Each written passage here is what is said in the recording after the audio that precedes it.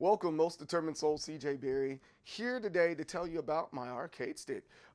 Let's get to the big screen. Yeah, let's go to this screen. We're going to talk about my arcade stick that I created, the Khepri Clean Sweep. This is the money green, my Fight Money Green Mint edition of this arcade stick, and I wanted to talk to you about it from the top to bottom.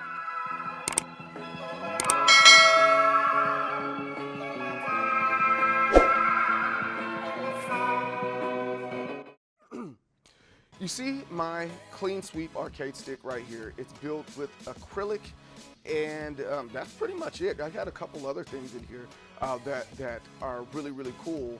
But I think the biggest focus that I wanted to get on is what I've been saying before to a lot of people when asking, hey, what arcade stick should I get? I'm a beginner, I'm just starting out, or I'm a vet and I just want something new. And my answer is always, hey, get something that makes sense to you. Not everything makes sense to everybody when playing with their controller of choice, right? And today I'm going to show you that it's more important on what maybe your layout is and the buttons you use and your lever than it is necessarily the case. There are a lot of cases out there, technically, you know. For example, the Mad Catz arcade sticks use very similar levers as the Quamba arcade sticks. And the list of comparisons go on and on, but I will always argue that it's all about your case. The way I built my case, and it was with the thought of, hey, I want something fairly large so that it can fit on my lap, but at the same time, I don't need it to be 1,000,000 pounds either. And I want it to be very easy to carry, and when I put it in my book bag, it's not hurting my back. So I created this one with acrylic, and then I took the next step and started looking into levers that I might like. So that's what we're gonna do right now. Check out the lever that I got for this particular arcade stick. We are on Arcade Shock. We are at its main menu, and I wanted to show in this website what joystick I'm using. And the joystick I am using on today is the bullet lever. I think that's a really strong and great arcade stick. They can get a little expensive, a little steep, but sold out. Wow. And see, that kind of tells you how good of an arcade stick it is, or a lever that it is. It was $63.95, and I really thought this was a great idea. I think one of the big things with this lever, and this is the exact lever that is in my arcade stick right here, or my arcade stick case right now, is this lever right here. I think the great thing about this lever is when you screw on your top, right? I think that's the key thing right there. When you screw on your top and then continue to use your arcade stick. The big thing here, it doesn't spin. Does that make sense? So if you look at the lever here, it doesn't spin in your hand. So I can't twist this part left or right. So it indefinitely allows you to make, I guess you could say, good decisions without it slipping out. I don't know if any of you guys played games like Street Fighter or for that matter, maybe even Tekken. And when you're playing, you're doing a quarter circle motion, and the ball top or bat time, it kind of spins in your hand, and it gives a little bit of extra motion, and you might miss input and press up by mistake. That kind of prevents that type of thing, at least in my experience. If you have another reason why it does that, hey, please let me know in the comments, or maybe you can check out the website here, Arcade Shock, and tell me what you get. But this is from my experience. So then I put it on here really tight, and the bat top or ball top does not come loose. It doesn't fall apart like sometimes it does when you're trying to replace your ball tops or your bat tops in the middle of gaming or whatever. It doesn't come off in the middle of playing. So I can do this as much as I want to, but because I have it really tight and it doesn't spin, it doesn't come apart, it doesn't come off. I'm using the Nobi bullet lever, but I put a square gate on it. Let's see, what type of gate do I have? The good thing, thanks for letting me, I almost forgot to talk about that. Thanks, AOP. I don't know if you can see this or not within the lever. There it is. I think you can see it there. You can see it right there. Within this lever, you can see my gate. You just saw my gate. Within this bullet top, and I think that's one of the things that I like. It's not a full-on square gate. It's an octagon gate and a square gate combined. And what do I mean by that? It's square, but instead of going full on at angles, it does a slight angle so that you can still feel each notch. And I think that's one of the things I do like about the bullet lever. It's really, really cool that it's like that. So you can swap out, if I'm not mistaken, that bottom piece. And yeah, and let me see if does it have it on here? I don't think it does, but you can swap out that bottom piece and you can make it a square or a full-on octagon if you like, or you can just take it off for that matter. But I thought that was a cool little feature that's there. But again, as you see, the professional version is $64.95 and the standard version is $63.95, and both are sold out. And these are the bullet tops right here. I chose to go with a bat top still, but bullet tops are actually really nice. I have that bullet top on my other arcade stick. Let's see. Boom, here it is, this bullet top right here. I have this on my other arcade stick. It's detachable and all the other great stuff. I like that a lot. I don't think you're gonna be able to take a lever and take this lever specifically and do that like detachable lever like I have on that one. But it's still a fine lever regardless. I know a lot of people like that detachable lever, and it does feel good to know that your arcade stick is going to be safe and your lever isn't going to be damaged in your bag or however you travel. But I don't believe it's able to be done with this lever right here. The next part that we'll talk about are the buttons that go in this arcade stick. Personally, I'm a fan on screw buttons when it comes to arcade sticks, and the screw button that I chose was the Seimitsu.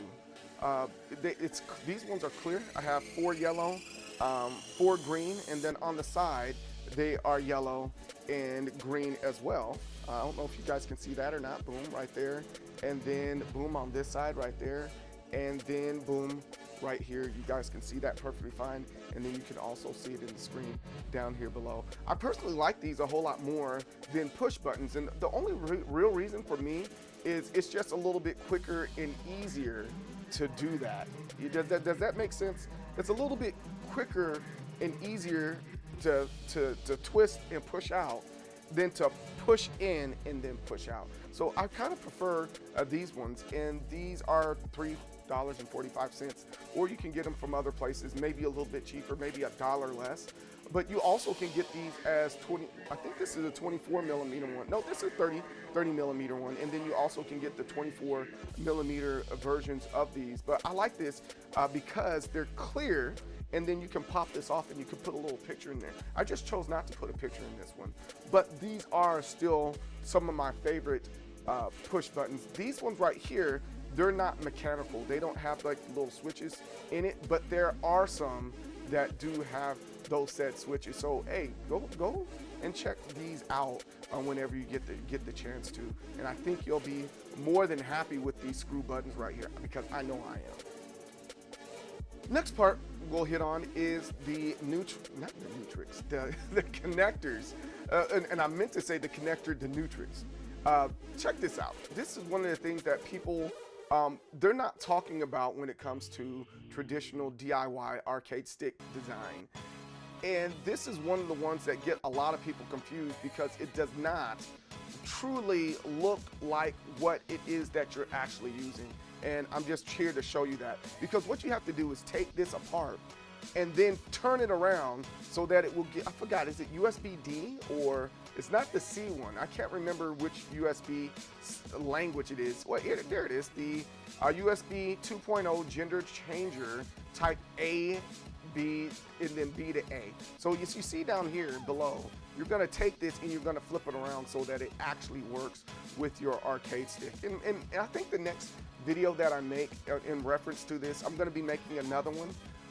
The next video, I'll really just do a deep dive on what this particular device or this particular connector is. However, I don't like these connectors. I think these types of USBs are so 2000 and late. We're 3008, guys. We need to get better connectors, and I'll show you which connector I'm using. All right, so let's go over here and check out the other version that I like the most, which is this USB-C. I've already ordered it before. This USB-C version of it, and that's the version that I have in this arcade stick right here. This USB-C version is a whole lot more convenient. You have, especially if you're using a Brook PCB. The Brook PCB is like really, really nice. I think it's really nice. I think it's really cool. That's like my favorite PCB right now. It's really expensive. It's 80 bucks. That's what's in here right now. But we're still in 3008. We don't want to be 2000 and late. And we're going to go ahead and use the USB-C 3. Let's chill. No, I said that wrong. USB-C. I said 3. USB-C. USB-C. Yes, I said that right. Instead of the other one that's there, and it works just the same and it works just fine. It's just a little bit more diverse. Now I can plug into my PlayStation with no problem and no latency issues, and then I also can plug into my PC, I can plug into my Nintendo Switch, I can plug into insert gaming console right here that has USB-C. You can plug into it, and that includes your laptop. I know there's a lot of people out there that are fans of the Macintosh, or they have a thinner PC, and guess what those use? Those use USB-C, and that's why I chose to do it this way, so it doesn't really matter what you use, and you can use a little dongle that does both ends. And I think the great thing about this, it doesn't need a charger. You just plug and play, and you keep on going. But yeah, that's what's on the inside of this arcade stick right here, the Clean Sweep, and this is what I've been using for my PC as of late. I think my next step is to make one that's specifically for my PlayStation, because with this one, I did make a couple boo-boos.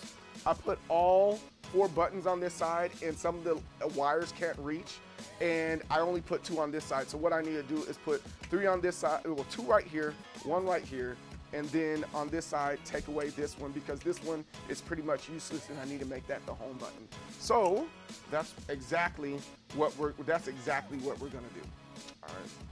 So with that, guys, yo, tell me in the comments below, hey, what type of stuff are you using right now? What type of stuff are you working with right now with your arcade stick parts?